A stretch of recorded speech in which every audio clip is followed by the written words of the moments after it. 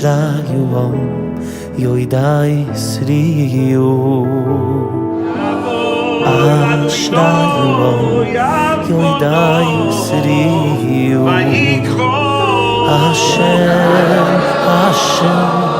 אחיי ורעיי, תלמידי הישיבה היקרים, אנחנו לקראת הימים שבהם הקדוש ברוך הוא דן את העולם.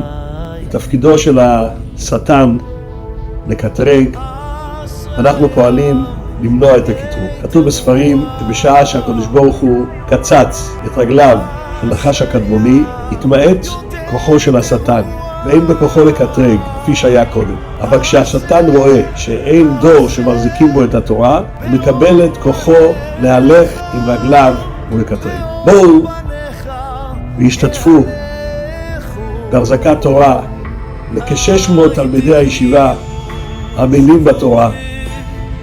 ואין ספק שבזכות זה הקדוש ברוך הוא ישמע ויקבל את תפילותינו, בסייעתא דשמיא ניכתב ונכתב כולנו בספרם של צדיקים גמורים.